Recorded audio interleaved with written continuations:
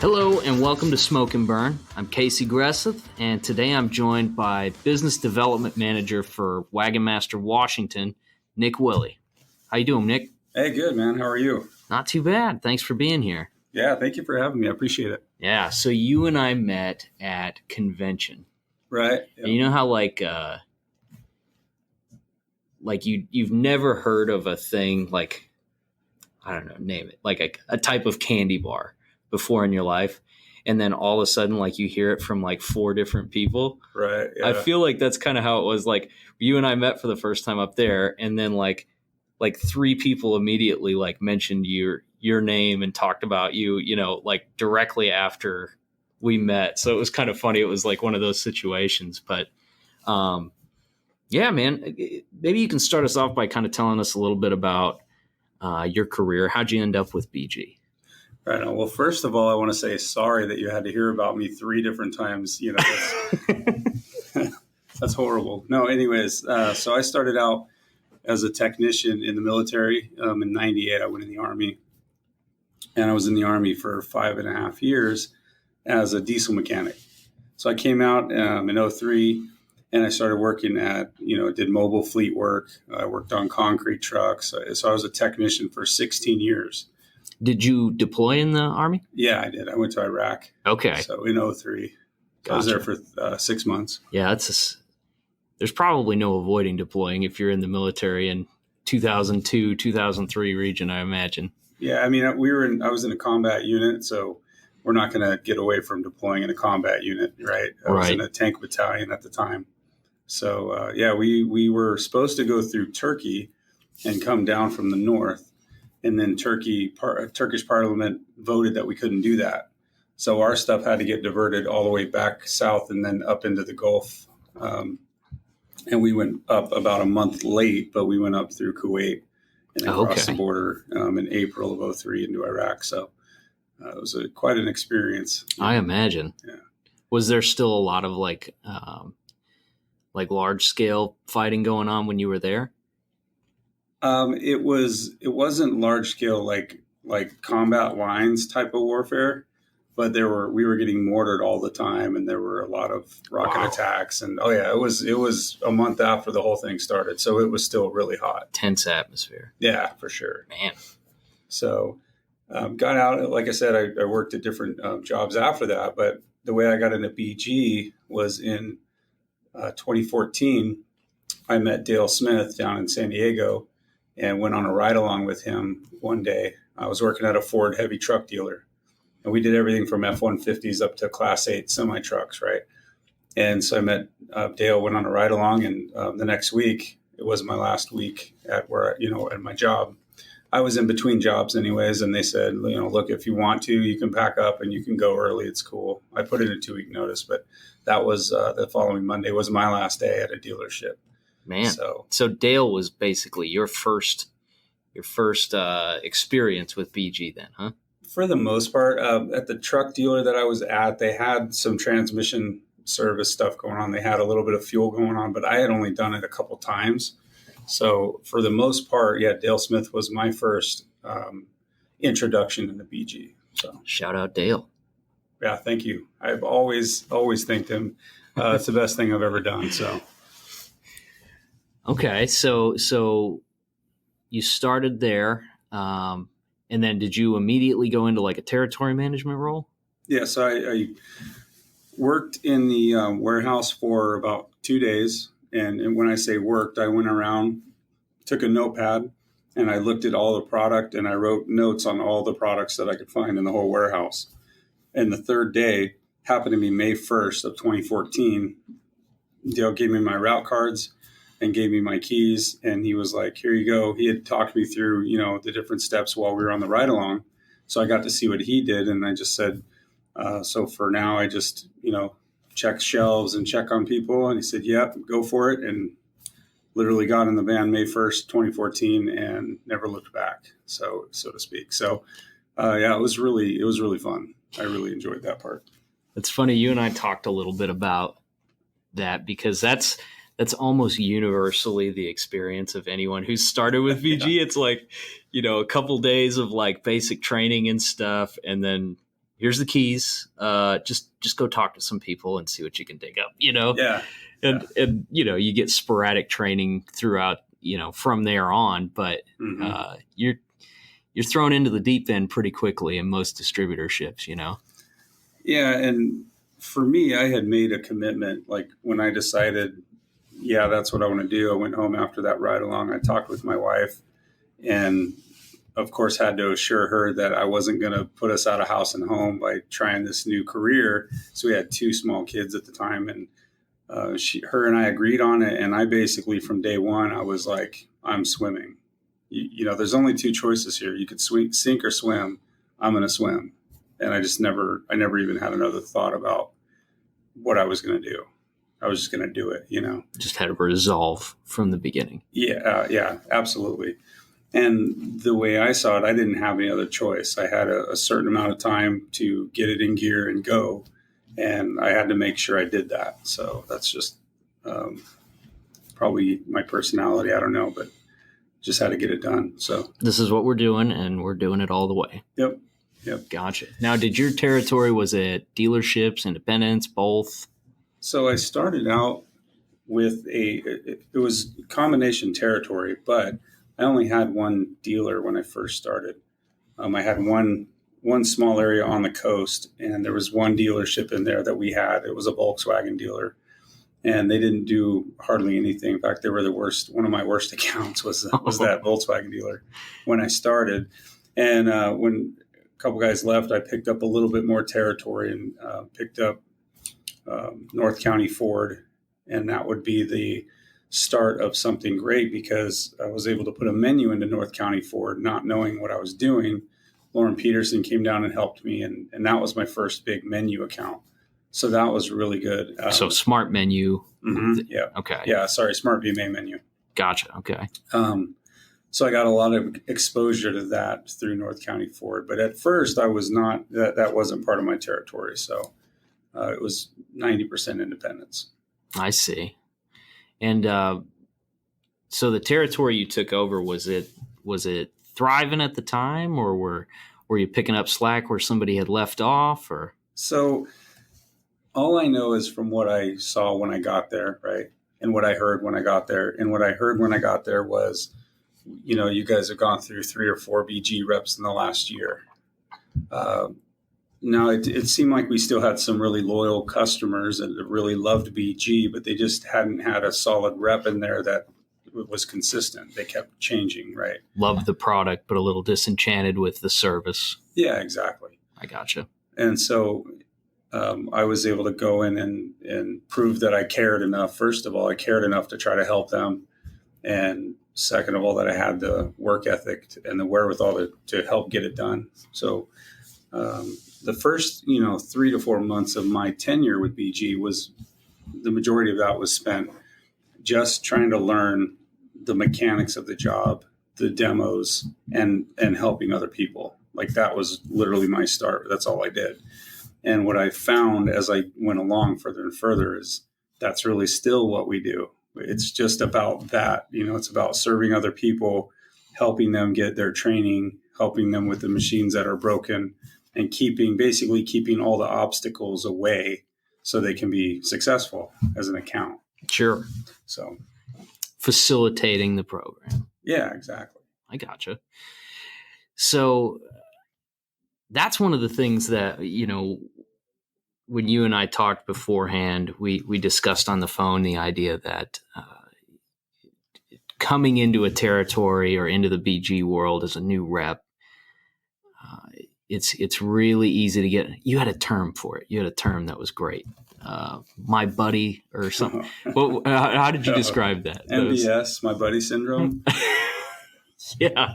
MBS is a syndrome I feel that a lot of people in all walks of life and in all careers suffer from, which is where they think their buddy, their manager, their friend, whoever they think in the organization they're going to drag along is going to help them get to where they want to be.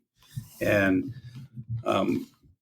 for me, I just don't have that mentality. I just feel that I owe it to myself. No one owes me that time. I owe it to myself and I owe it to my family to do whatever it takes to be successful. right, with whatever I'm doing. So, but the way that I operated was every day I was going on dashboard.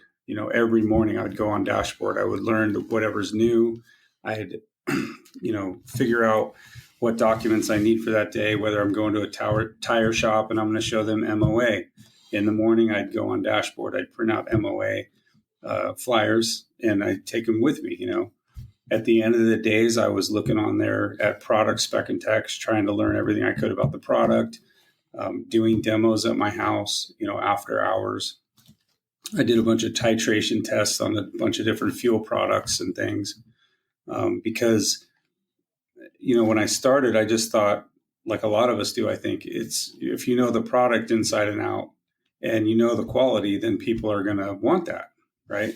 Right. And I think it's absolutely true that we need to be the absolute experts. We need to know every aspect of this business from start to finish, and then know how to get our customers on board with the program and then teach them about the quality. Or sometimes it's the other way around. Sometimes people do care about the quality enough for that to be the leader, but it's not always the case. So, but one of my biggest tools,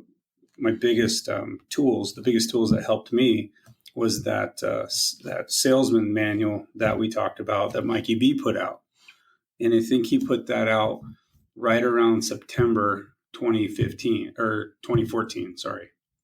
For those of you that haven't seen it, it's a great tool for a new guy because Mike went through and he basically tried to just put together an A to Z manual on how to get started as a sales rep. Yep. So it talks about route cards. I think it talks about revenue reports. Mm-hmm. It talks about just, how often you should be in an account, what you should do while you're stopped there, just the nuts and bolts of running a successful territory. Right. And it's a great starting point if you're new to the business. Yeah, and I feel everybody who comes on board with BG, like the guys that we've hired in my distributor since I was taken out of my territory and kind of I'm overseeing a few other territories now. Every person we've hired, I've given them that, and they have to read it cover to cover. It's non-optional for the guys that I hire because it is the basis for their day-to-day life as a BG rep. That's going to give them the foundation. So that's what I did is when it came out, I read it cover to cover, kept it in my van, and of course I did have some help from Mikey B coming down to San Diego. He rode with me a little bit. He did some trainings in San Diego, and I just, I grasped everything I could from him because I didn't know. Like, I'm not the guy that's going to tell you I know how to do it. I had no idea what I was doing, right? So I just grasped every bit of information I could, and I wrote down notes, and I kept the book in my van, and I just did it every day. I did the action of going in there, checking on parts, checking on techs, talking with advisors, assessing anything that could be in the way, right? Obstacles, trying to figure out what those obstacles were. And then going to the manager and saying, this is what I see. This is what's going on. Is it something you'd like to help me with, or that I can help you with? Can I help you get some of this other stuff moving that you're not moving per se? And what I found, honestly, Casey, is the majority of people that I see that have our program and aren't using something, whether it's they don't sell MOA, but they sell fuel really well, or they sell power steering, but they won't sell crankcase cleaner. Most of the people I talk to, it's because they're not familiar with it enough to be confident. And then once we take that away, they start selling it. So, absolutely. So you jumped in with both feet. You aggressively just tore into every bit of information you could get your hand on, just using every resource you could find. So, give me an idea of like the trajectory of your territory from there forward. So when you say trajectory, do you mean sales-wise or? Sales-wise and customer, I mean, I'm sure you're out cold calling and things like that. Like what happened from there going forward? So, and I also lost one of our big accounts about 6 or 8 months into my tenure that decided to go with another rep because he was the old BG rep. So we've all had that scenario, I'm sure, right? Yeah. And they were tough. Friends. And I'm like, okay. But I started in May. SmartVMA, they were looking at launching SmartVMA in that Ford account, like in June, July, August timeframe. That's all was being talked about. And I had no idea when they said SmartVMA, I heard that. I'm like, what are you talking about? I have no idea what they're talking about. Right. And so Lauren flew down and I worked with him a little bit. And we got that kind of off the ground around, I think, September of 2014, maybe August. And it actually became the biggest account in the distributor after 11 months. Wow. The biggest Inside account. of a year, it became the biggest one in town. It went from doing about $4,000, and the last time I delivered there was $24,000 to the one account. And I'll never forget that because of the blood, sweat, and tears I put in to not. So I wasn't only trying to learn BG. Now they're going, this menu thing we got going on, right? And I'm trying to figure this out. And I conservatively spent about 80 hours building that first menu that I did because it was point and click. It was just, I don't know if you've ever built the SmartVMA menu, but nowadays you can do a menu in a few hours. Well, at that time, it would take you literally hours and hours and hours of clicking on checkboxes and unclicking other checkboxes. And you had to do that for every kind of car, every pack in that whole menu system. So it was quite tedious. Nightmare fuel. Yeah. Eric Elbert actually got on the phone with me and he helped coach me through some of that, So a lot of people have helped me on the way because I dig for that information. I just want to know what I can do. But to answer your question more directly, the first month I was with BG, I sold $20,000. The last month I was at Coastal Distributing because it changed from Elbert to Coastal Distributing during that time, right? Right. They took over. So I left October of 2015. So in that 11 months, it went from 20 grand to about 58 is the last month I had. So I went from 20,000 and a year and 4 months later, I sold about 60,000. Man, that's awesome. Well, thank you. But I also got, there was a territory added to that, a little bit of a territory extension on it. But it was a lot of hard work. It was a lot of hard work. So absolutely. So at some point you've migrated north. Right. So when did you make the jump to go to Wagonmaster? So October 2015, my wife and I were just done with California. We were just done with it. And now looking back, I'm just so glad we did leave because the political stuff in California is just crazy to me. I thought it was bizarre when I lived there. Now it's just really bizarre. But so we made the jump in October 2015 to go up to Washington, and Wagonmaster Washington had a dealer territory open up. So I took over that territory in 2015. Okay. Now I know you were a sales rep for them, Yep. And now your title has changed to where you're overseeing multiple territories. Like, how long were you a sales rep for those guys? So from October 15 up to September 2017 is when I got this. So if you can't see, but he had to open his BG Elite jacket to read the date on. So September 2018 is when I was officially pulled out of the territory. So in the 2017 BG fiscal year is when I hit $1 million. And then from that point, they pulled me out and I'm overseeing 4 territories now. So, so that was what, 2.5 years, 3 years, something like that. And so I guess it was 2 years with Wagonmaster, 1 year with down south at Coastal and Elbert. So from that point, we hired a guy to fill one of the territories named George. And I started training him while I was still overseeing the other 3. We kind of redid some lines and hired a guy named Jimmy. Now, I did go through a couple reps between that time for my Seattle territory that just didn't work out. Now I got 3 on that team, and I also oversee a guy up north, and I'm still looking to fill Seattle proper area. So I'm kind of overseeing that right now. Okay.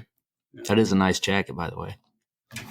Well, I appreciated BG, sending them, when we did this, when I got this, got that done, it was like October 1st is the fiscal year. That's when it starts, right? Well, I didn't even know they had these until I think it was January, and we were having a sales meeting, and I always wore a brown jacket. If you'd ever seen me before, I had a brown leather jacket on just like this. And my owner, Tom Carroll, stands me up in a meeting and says, "Hey, stand up for a second." I'm like, "Okay." He's like, "Take your jacket off." Okay. I didn't know what he wanted me to do, and then he pulls this jacket out, and I was just blown away. I couldn't believe that BG would do that for us, Not because the BG's not that kind of company. I just never knew they did that. And I don't know if was really cool. I don't know if that's like common knowledge for everybody. That I don't think it is. The first year you hit $1 million, BG sends you like a leather jacket with a BG emblem on it, and then it's got the year and sales info and stuff from your first BG Elite year, monogrammed on the inside. Yeah. $1 Million Club. 2017. Nice. The other thing that they did was really cool is they give you a medallion. Yeah. Have you seen the medallion? I've got a few of those. Yeah. So it's got BG Elite on the front, and then on the back of it, it has your name and then what number in a BG Elite you were, and then your sales amount for that year. And I thought that was really cool too. So. It is kind of fun. It's a big deal to get something like that, especially for the first time. I have one of those jackets in my basement, but I was a much fatter man at the time. So it would take a lot of sewing. I could probably make somebody else a jacket and still have one for myself out of the original material. You couldn't have been that big. Couldn't have been that big. It's a leather tent. So touching back on the my buddy syndrome. Yeah. Right. Let's dive into that a little deeper, because we had a pretty interesting conversation about it. It's been a topic with a couple of different people on the podcast here that we all have a comfort zone, right? And we all have scenarios and environments where we feel good, and scenarios and environments where we don't. Some guys they thrive in front of ownership and managers and things like that, and they just have a real tough time getting in front of a group of techs. Other guys, it's exactly the opposite. They're at home in the shop and they just hate being up on the drive. Yeah. So that's kind of where the my buddy syndrome comes in, right? Because it's really easy, especially when you work with top quality people that want to help you. It's easy to lean on them rather than develop that skill set within yourself. So is that something that you had to deal with when you started out at BG? Yeah, it's funny that you bring that up.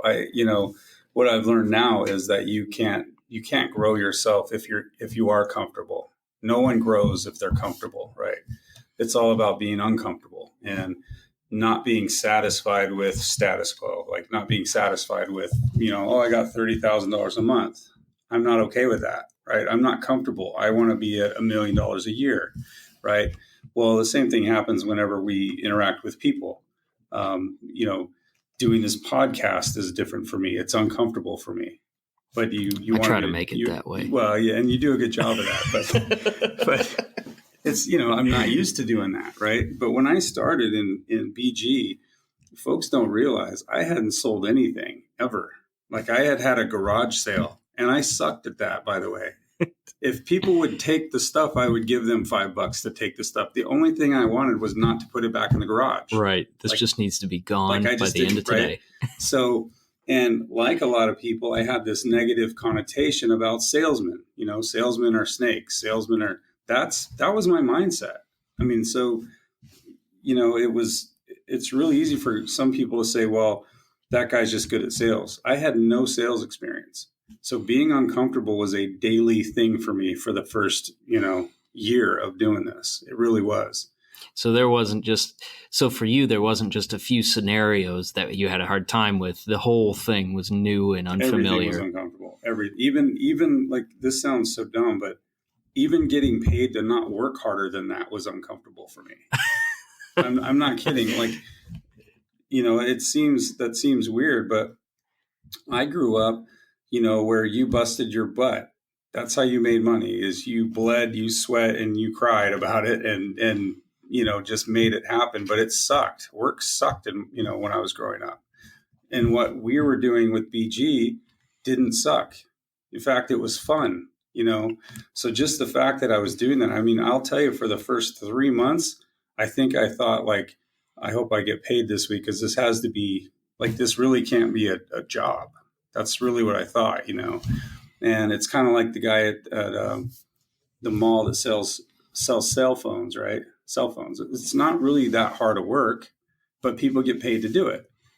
And so my whole mindset has had to change, man, to be decent at this or to be good at what I'm doing, because from the very beginning, it was super uncomfortable. So, and I still get uncomfortable. I mean, there's days when I'll go and do PowerPoint training for 15 people, and I'm totally fine with it. But there's other days I'm totally uncomfortable, and I don't know why. There's just there's times where you get in front of a room and there's just a vibe, Yeah, maybe that's what it is. But so I still have to overcome that uncomfortable feeling sometimes. It's not a, sometimes it's just a choice. Sometimes you just make the choice to go, I have to get this done. I'm going to be uncomfortable. I realize it. And you just be uncomfortable, or be comfortable being uncomfortable. I had a training deal this week where we had a group of independent shops, that came in, and I don't know that they've had a ton of training through BG. Mm-hmm. And the class was billed as an in-depth discussion of GDI. Yeah. And, even though I do a lot of the videos and stuff like that at BG, like, I'm really not a technical guy. Mm-hmm. And I have very little on-car experience other than the stuff that we touch on a regular basis. And I had a bout of that. Oh, really? Uncomfortable feelings where, especially as I started to transition towards the more BG related content, like, you could feel the wind go out of the room. Mm-hmm. Mm-hmm. You could just feel guys going, so that's our technical overview, and then you win them over and you get it going, Yeah. You get your momentum back. But it's even on a situational basis, like throughout a training course, you can hit Mm-hmm. those spots where you're uneasy and you feel like you're losing the audience and you have to just charge forward. Yeah, I'll give you a good example. My very first demonstration that I ever did for BG, I don't know if I told you this, but this customer, independent customer down in San Diego, wanted to see our differential machine. And as a technician, I always just, drove the truck in. The truck was nice and hot, popped the plug, because I worked on big trucks. 90% of them were class like F450 and up. So you all have a drain plug then? Yeah, I just pop the drain plug and it all comes pouring out because it's hot and all this. So they give me this like 1972 Bronco to do a diff service on that's been sitting in the yard for 3 months, right? It's ice cold, if you can be ice cold in San Diego. And so we put it on the rack, and I didn't really think about it, So it's like, oh, whatever, it's just differential fluid. No one showed me how to use this machine. I just went down to the warehouse and grabbed it. Oh yeah, fill, drain. Oh, that's pretty easy. I'll go try this out. And my first demo was a total flop because it took like 40 minutes to get the diff fluid out through the tube. Oh, that's such an awkward 40 minutes too. It was a long 40 minutes, And then the question is, how much are we getting paid for this? Like a half hour? Right.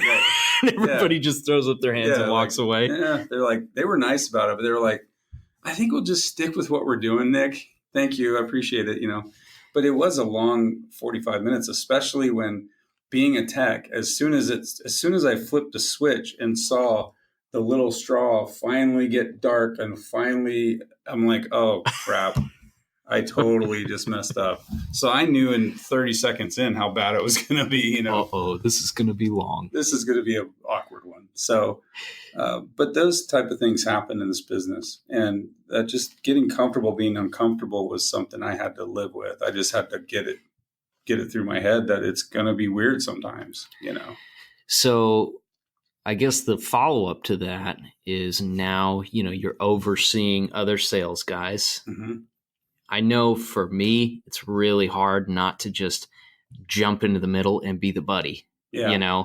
Every time something hard comes up or something difficult or awkward, or if it's something really important that I want to go well, Mm-hmm. it's difficult for me not to just take over the show. Yeah. How do you avoid being the buddy with the guys that you're trying to help grow? That's a good question. And sometimes I think it happens naturally. Like you said, some deals are are more sacrificial than others, if you will. Like some deals, you're like, all right, if it doesn't work out, it's not going to kill us. Other ones, like if it were us, negotiating to get a giant nationwide account or something, it's like this can't fail, right? So I think there's different levels where sometimes you have the reps do it and you coach them on it. You coach them beforehand and you coach them afterwards. And then other things, I think that it's okay that the high level manager handles that negotiation. I think that's all right. But,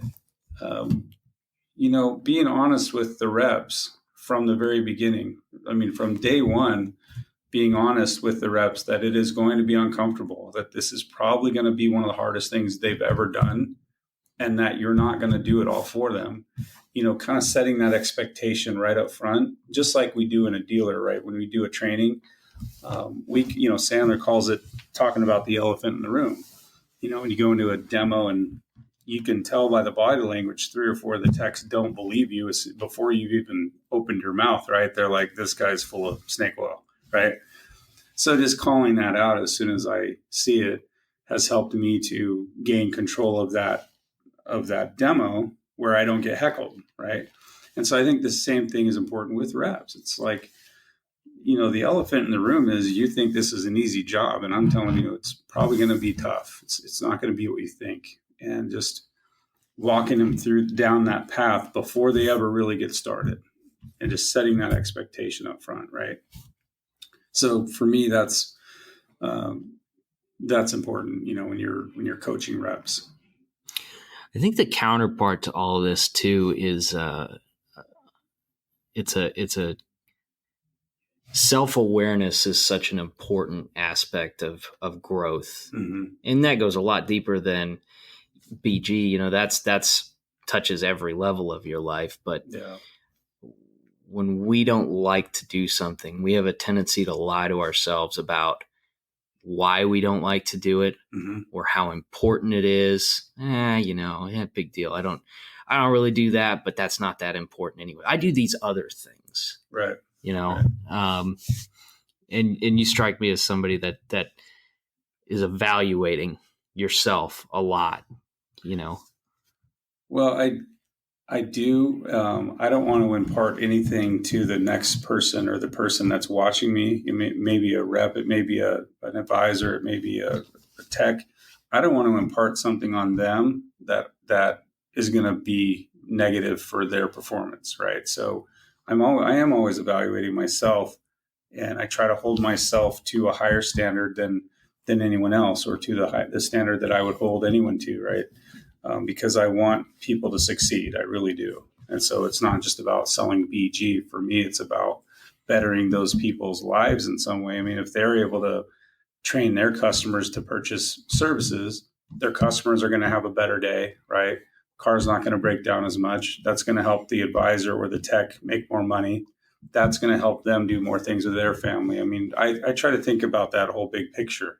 And our reps are the same, right? They're our first customer, if you will. So their families benefit from us doing the very best we can to hold them accountable for their actions and for what they're doing. And, putting them in uncomfortable positions, I think as a leader, you've got to be willing to put them in uncomfortable positions. Because I can tell you from experience and just in leadership and in BG, if people don't do it themselves, they will not learn how to do it. You can't teach somebody how to rebuild an engine on a YouTube video. They have to do it. So it's, for me, it's the same in most things in life. I have taken a few engines apart as a result of a YouTube video, but the putting them back together is tricky. Yeah, definitely.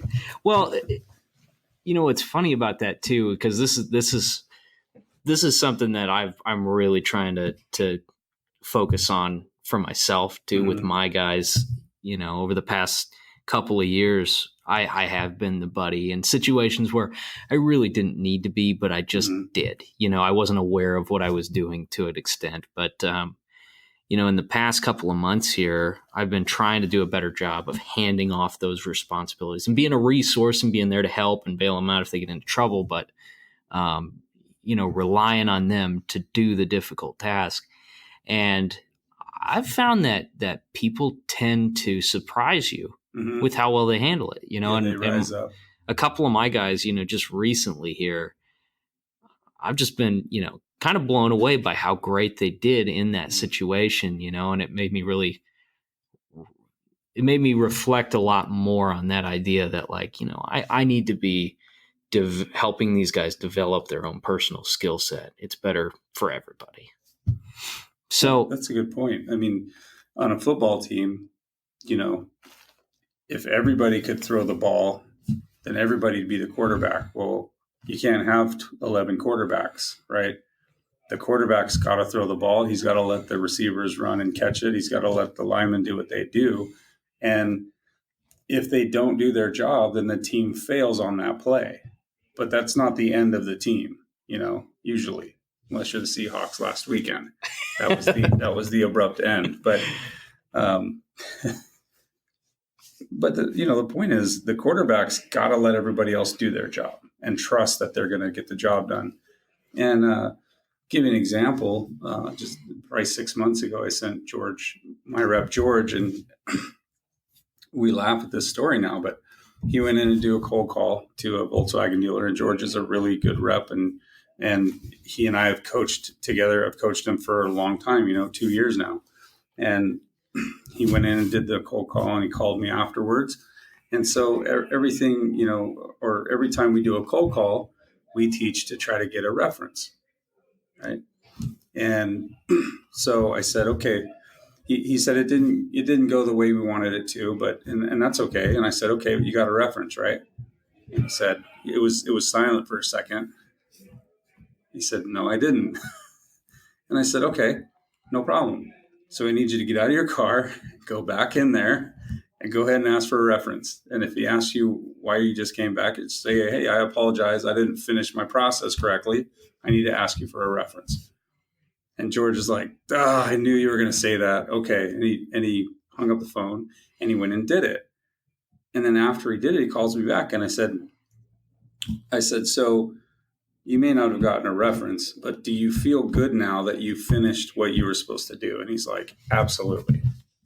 So I think when we push ourselves and put ourselves in those uncomfortable positions, after we're done, it makes us feel way more confident. Whether it's good outcome or a bad outcome, your confidence just goes up, Yeah, it's almost like the unknown is more intimidating than the prospect of failure in some ways. Yeah, exactly. So I know what the worst thing that can happen is now, and I can deal with it. Yeah, I can survive a no. It's cool. So we just started into 2020.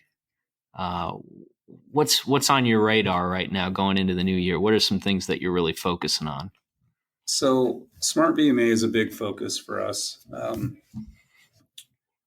want to take a lot of our accounts that aren't performing the way they should. I want to get them moving in the right direction. That's a big focus for me. And the other one is the new AutoNation requirements, right? That's going to be a big focus for us as well. Just making sure that all the menus are still correct and still the way they should be, and we collect tokens correctly and all of this stuff. And you know about that program. So that's a big focus. I'm also starting to focus more on the diesel EGR, the new EGR cleaning system. We put that in a Mercedes account, and they're not lighting the world on fire yet, but they're doing some of them. So I've seen how effective that system is, and it's really cool. I love that tool.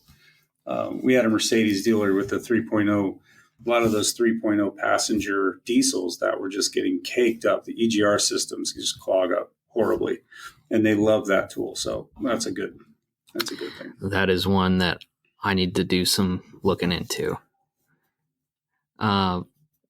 So from a SmartVMA perspective, do you have a lot of accounts that are already on SmartVMA and you're just trying to get them moving, or are you looking at adding new ones?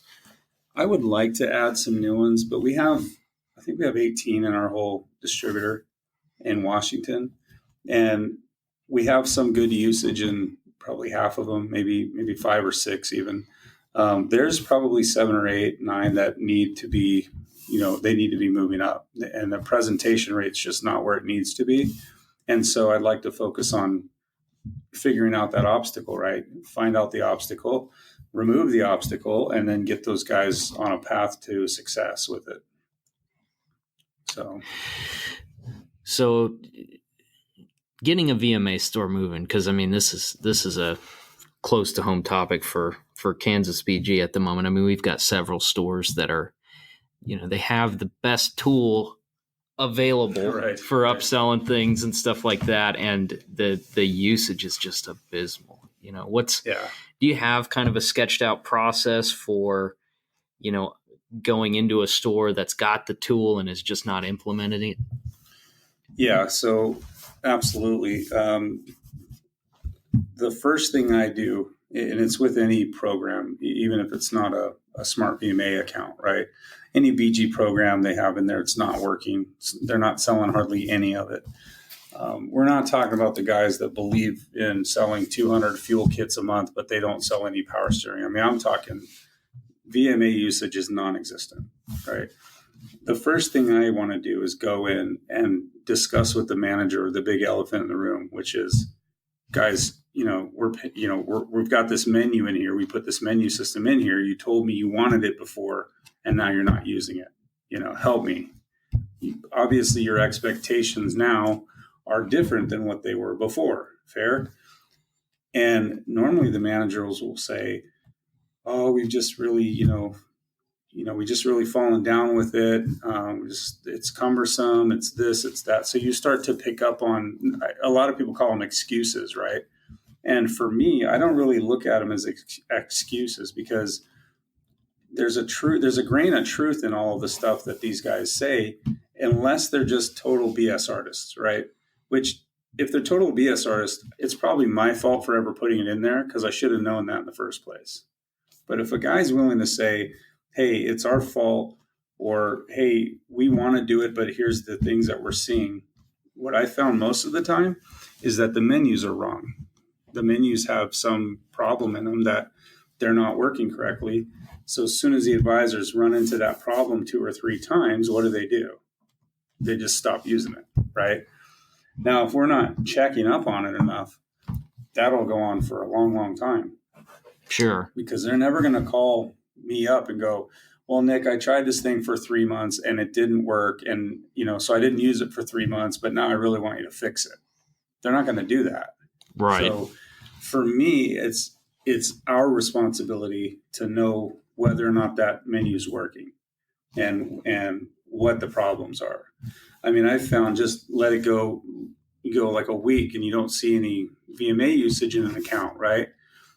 Go in there, the printers don't work. And I'm like, "Guys, why didn't you tell me?" They use the menu, right? But the printer stops working, so they stop using it and nobody calls me.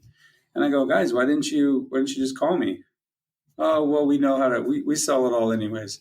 And what's funny is the guys who have been using SmartVMA for long enough, a lot of them can sell BG without it now, because they basically memorized it, right? But I still want to see it being used. So sure.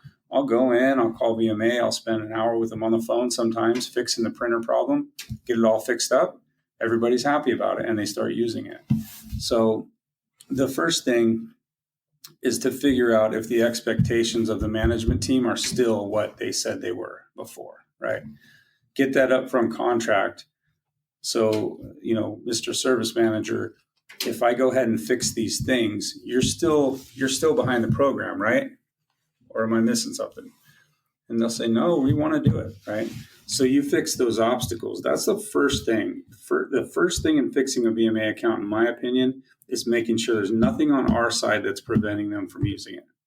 I mean, nothing. No training, no functionality problems. Technicians are trained. They've got all the product. Those are kind of the 4 I start with. And then after that, it's, okay, it's functioning. Now we need to help hold the managers accountable. And I do that by going in and I'll do a relaunch. I mean, we'll spend 5 days straight all day long in that service drive. And Lauren's seen me do it. I mean, Lauren's been there even way back when, and he kind of taught me this, because when we did North County Ford menu, Lauren and I were there for 3 or 4 days straight.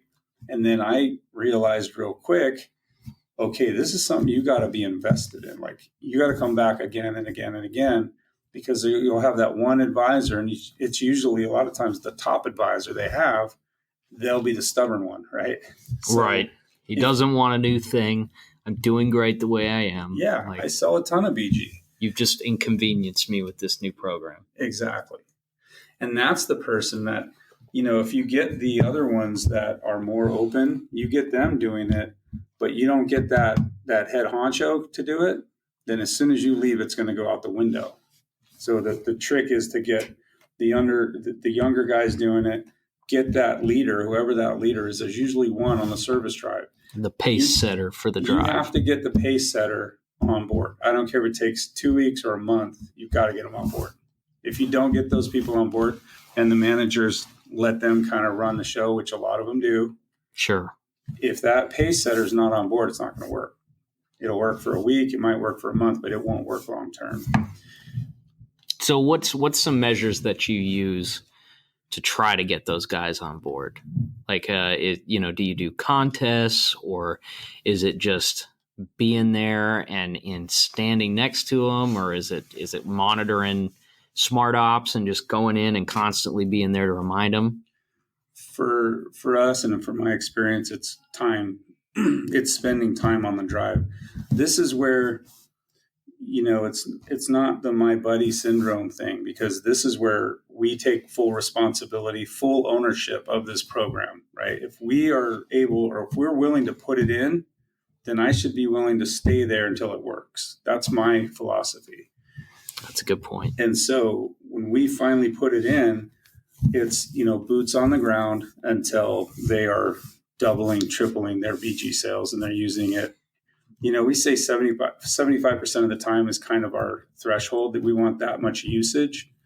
But what we find is once we get them over that hurdle of believing in it and going, hey, this really does help us, we usually get it to 75, 80%, or a little bit higher. So, but there is no mistaking the ratio between usage, menu usage, and that's real usage, not just open it up and close it out and dump it, right? They're actually showing it. There is an absolute correlation between that and BG sales every time, if you're building the menus correctly, right? So, and I'll just give you, and for everyone listening, an example. We just launched a Ford store. We started training, we started implementing it in November, late November. I think it was the 22nd. We started building. It was a Friday, so it's the Friday before the week before Thanksgiving. So we had a Friday, we had 5 days, and then we had Thanksgiving week. Okay. So they decided that they want to turn it on.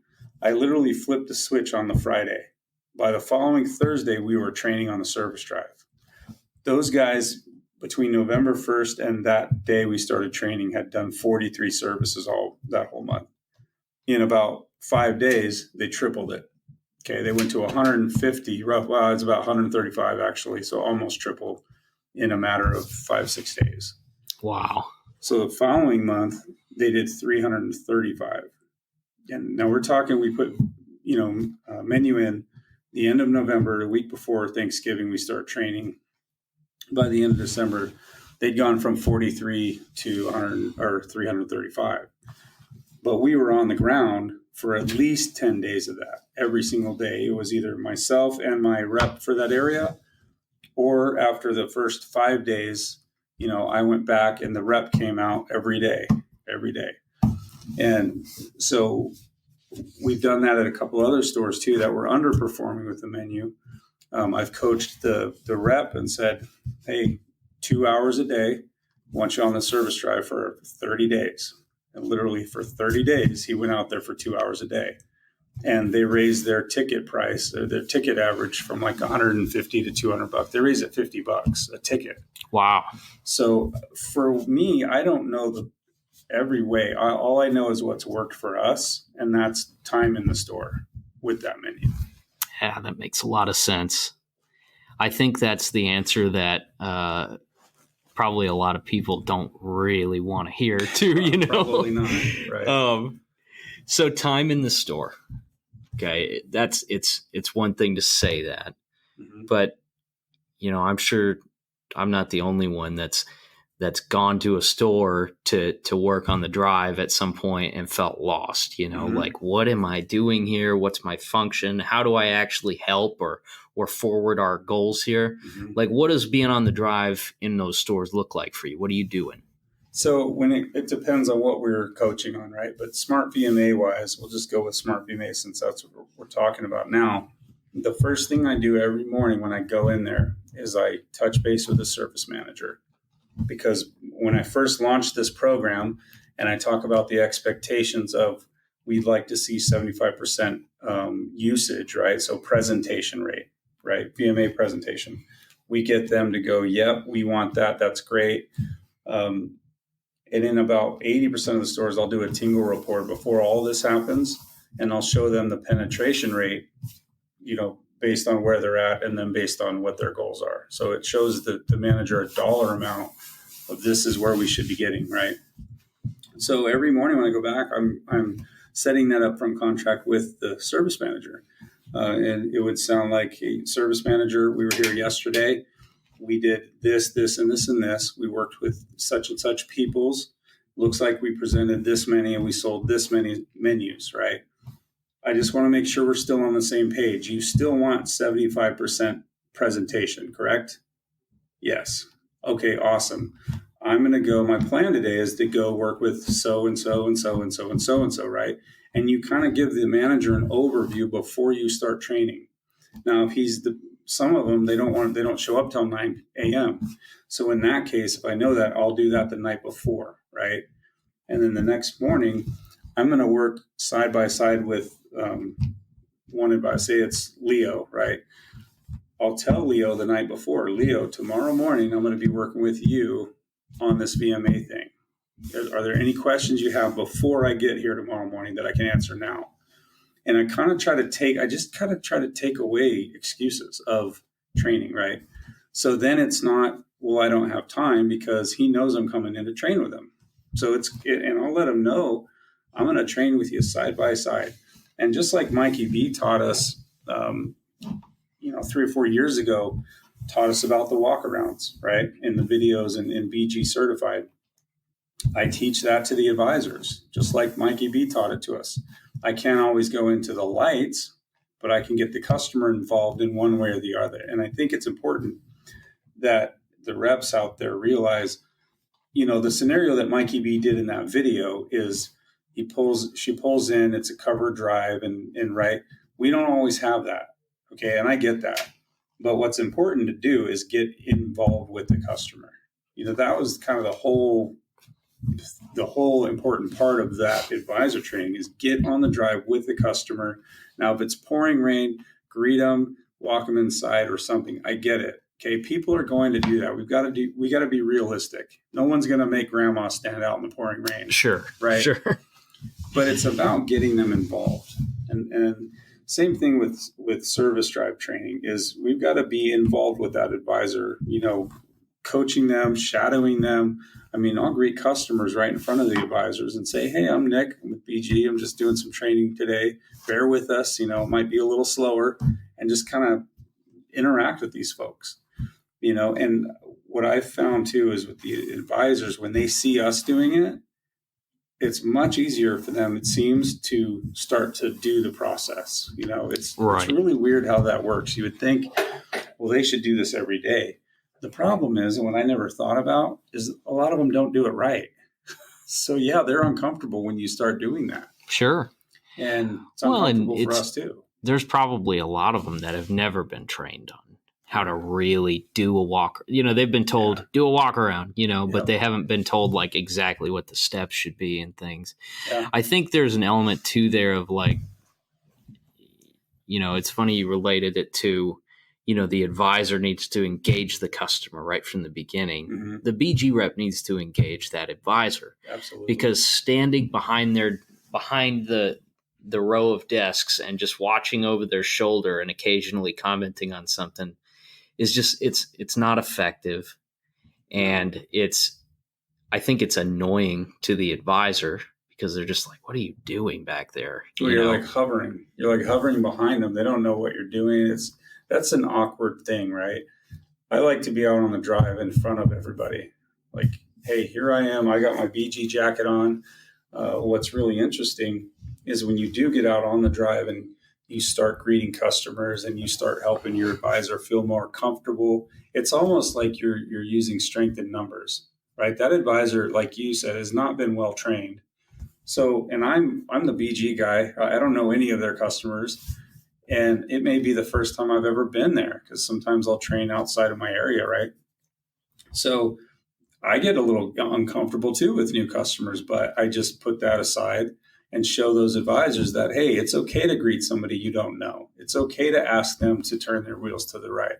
And I think once you do that, the advisor goes, hey, there's two of us here now. I feel a little more comfortable. Does that make sense? Yeah, absolutely. And so maybe they're more apt to try it. And once they try it a few times, it's like a light goes off. It's like, bing, this isn't that hard.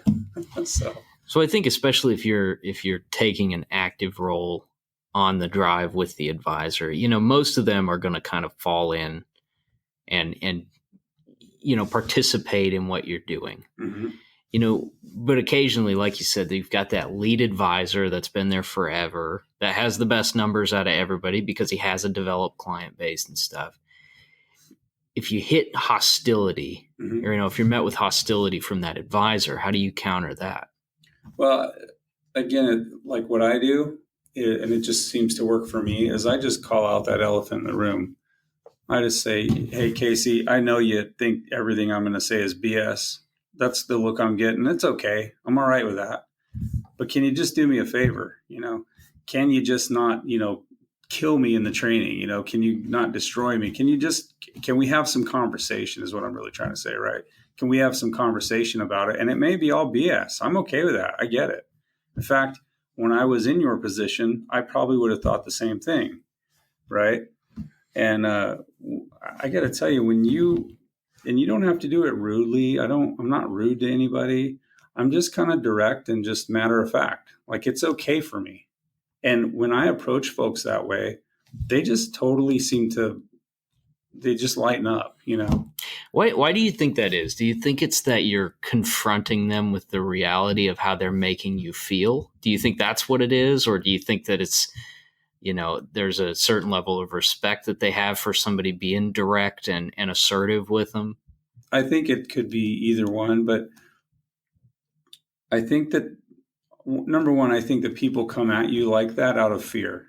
They're afraid to change. It's not Absolutely. that they think you're a jerk. It's that they're scared. And I think once we start to uncover that, elephant, and we just talk like a normal person to them and just let them know, like, it's cool, man. We're not here to force anybody's, beliefs or anything. I think they just they let their guard up. But I believe it's fear at first, Anytime someone acts hostile, not anytime, I'd say 9 times out of 10, if someone's acting hostile to you in a dealership, it's because they're scared of something. They're scared of the fact that they may not know everything they think they know. They're scared of change, as technicians too. I mean, we hated change. I mean, if you get a new Snap-on guy, you don't buy Snap-on anymore for 6 months, right? Because you got a new Snap-on guy, and that's not okay. You buy your Snap-on guys from Richard, and now Dave's in here. That's not cool. So if folks out there don't know that about technicians, I'm here to tell you, they don't like change. And a lot of advisors don't like change. So I think it's just getting over that, helping them to get over that fear, But so occasionally you run into a store where, they really want a VMA. mm-hmm. And we're always so ready to hear that. Mm-hmm. Right. I mean, I've put VMA in some stores where I should have sit back and said, wait a second. Now, why do you want this? What do you think this is going to do for, because there are stores that are not a good candidate. Yeah, right? I agree 100%. What kind of signals are you looking from a store that makes you start to evaluate, like, is this an effective tool for this place? Well, commitment level from the manager is the big one for me. And belief system. I mean, I guess it starts with belief. If they don't believe in selling maintenance, like I believe in selling my grandmother, BG MOA. I believe in that because I know what it does, right? But some people, you can show them all of this analytics, you can prove it to them on the bearing wheel, and they're still not going to believe in it. So there's a difference between believing and just being okay with it, right? In my opinion. And these dealers that don't believe in maintenance shouldn't have or shouldn't have SmartVMA. To me, it's that cut and dry. Because if they don't believe in it, that's like getting married to a person that doesn't believe in marriage. It's like, why would you get married to somebody who doesn't believe in marriage? Well, yeah, we do that with dealerships. We marry them to this program we call SmartVMA, even though they don't believe in maintenance. To me, that's like, it just doesn't make sense. I can see that. Yeah, absolutely. So that's like the first thing I look for, is what is your belief system on maintenance? And then we can talk about BG versus this or this. But if they don't believe in that one fundamental principle, it's going to be really hard for me to want to put VMA in there, because it's not for me, BG is not a once in a while repair that when you feel like it, you offer it to your customers because they, are burning a bunch of oil. To me, it's to maintain that vehicle's functionality, right? So it's something I believe in doing all the time. My truck has 11,000 miles on it, and I've done 2 BG oil changes already because I do that. And then the second criteria for me to start thinking about is their commitment level. Okay, so a lot of people believe in something, but they're not really committed to it. They just believe it's a good thing. So those two things, in my opinion, are imperative. If you've got those two in place, I think that most of the time you'll get the backing, at least that the manager will say, hey, whatever Casey says, that's what you do. He's your trainer. The BG guy is going to take care of you guys. You need to do what they tell you to do. I think most folks that believe in maintenance and believe in BG will do that. So, gotcha. I don't know if that answers your question, but oh yeah, for sure. I've also found, you find these stores that don't have a single functional process in the entire shop. Every advisor's pulling in a different direction. You've got techs that, do whatever they want in the back. Yeah. And it's easy to show those guys some numbers and convince them that like VMA is the thing that's going to fix all of this stuff. Right. I think that in the absence of other processes, VMA is probably not going to function very well in those stores. Yeah, that's a good point. In fact, I think VMA can not create problems, but it can expose a lot of problems in a dealership. VMA is like the cleanser. I mean, if your tech process are broken down and your parts process are broken down, VMA is going to expose that because at least in our distributor, we work so hard on that service drive, and I'll be the first to tell advisors how they get the work done is not your problem right now. Your problem is to sell work. We need to let the manager figure out their problem, their half of it, right? But we've been asked to come here and help you guys sell with VMA. So we're going to push. We're going to help you guys, but we're going to help you push the envelope and serve your customers better with this menu. But when you have broken processes in the back, it exposes them real quick. Right. I mean, real quick. If you haven't, we got a customer waiting on this transmission service, and we got nobody to do it because they don't want the quick loop guys to touch it, and the mainline techs aren't going to stop doing what they're doing. Yeah. Yeah. The last one we did, there was a lot of breakdown in processes, and so we started getting these guys to show menus, teach them how to sell menus, and all of a sudden there's techs are out smoking. There's 3 techs gone. Somebody's driving a shuttle. Like, how do we get this work done? It's a freaking log jam. Yeah. So, but part of our job is that then, we've exposed that. Now it's our job to go, hey, let's help out this manager by finding these techs. Let's get everybody together. Let's do this training right now. Because maybe a lot of times we find out we've trained a lot of technicians. Well, there's some dude that works on Saturday, and he happens to be here on Thursday, and he has no idea how to do this, and it just got sold, right? So we'll go in the back and we'll train him how to do it on the spot, and just really have a lot of boots on the ground for the first week or two, until it's going. That's that's my philosophy is, and I tell my reps, like, if we're going to do VMA, it's our fault if it doesn't work. It really is, because if I didn't think it wouldn't or would work, I should not have put it in the store. That was on me. So now it's my job. And I have gotten to the point with a service manager where he just looked me right in the face and said, Nick, it's not you, it's me. There's nothing you can do about this, and I'm really sorry. And if you didn't get to that point yet, then you still have work to do, right? But if you get to that point, I'd say, well, probably done everything you can. So yeah.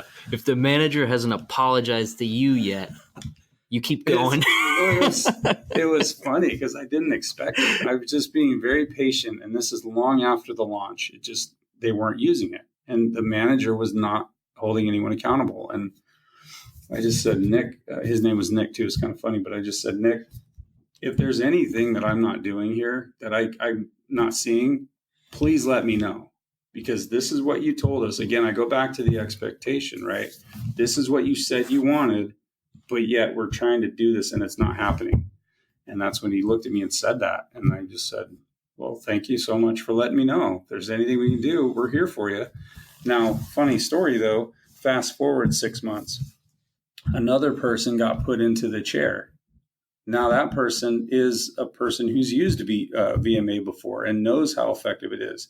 And he immediately calls me, hey, I'm in this chair. We need to get this thing rocking and rolling. And in a month, we had sold over 300 services at that store that had sold 30 or 40 the month before. So it goes to show you, with the right manager in the seat, they don't need to do anything. They just need to let us do our job. That's the way I feel about it, So to condense all of this down, I mean, it really comes down to, because we're talking a lot about VMA, but this applies to anything that we do. Anything, yeah. If you expect something to be successful, you are not doing your part if you don't own the process start to finish. That's what I believe. And, it goes back to the BG RepCon 2 years ago. They had the Marine in there. I think his name's JP, talking about extreme ownership. Mm-hmm. And extreme ownership happens all the way around the business. It's not the service manager's job. It's not the advisor's job. It's our job, right? And so when I say our, it's everybody's. But if those other pieces fall down, as long as they'll let us do our job, it's my responsibility. That's the way I feel about it. If they'll let me do my job, then it's my responsibility to get it done. So that's just the way I see things. Well, I think it's a great perspective, and something that, me and probably a lot of other people need to be reminded of, on a regular basis. You got to own the process. Well, Nick, I appreciate you being here. Appreciate you coming on. We've been talking about this for a while, and we knew you were going to be in Wichita here. So yeah, thank you for having me. Just kind of worked out. But awesome. Yeah, man, thanks a lot. And, we wish you luck this year. Thank you. Yeah, you too, man. Appreciate it.